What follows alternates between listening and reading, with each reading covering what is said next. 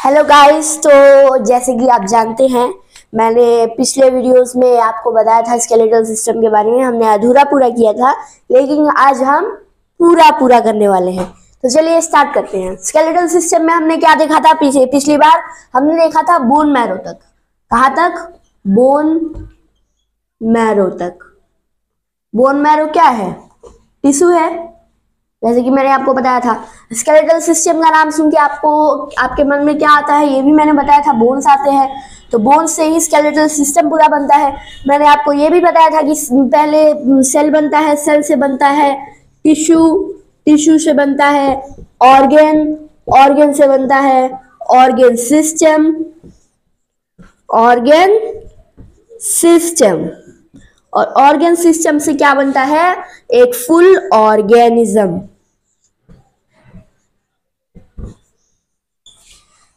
ये मैंने आपको बताया था।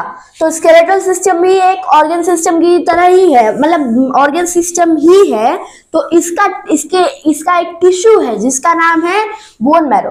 आप सोच रहे होंगे हम किसी और सिस्टम के टिश्यू का नाम नहीं जानते हैं, लेकिन हमें इसके टिश्यू का नाम जानना क्यों जरूरी है, ये भी मैंने आपको बताया था। क्योंकि बोन मैरो में ही क्या बनता है? आपका ब्लड सेल्स बनता है। ब्लड सेल्स बनता है, WBC, RBC और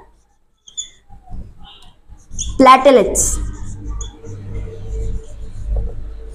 है। WBC white blood cell, RBC red blood cell और प्लेटलेट्स जो कि हमारे बॉडी को हील करते हैं। जैसे कि मान लीजिए अगर आपको कहीं कट गया तो वो आके उस जगह को फिल कर देंगे, है ना। तो अब ये बोन मैरो का काम हो गया।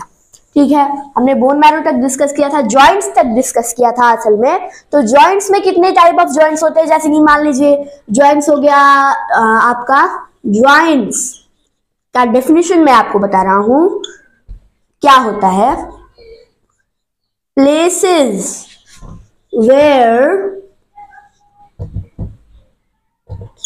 where two or more bones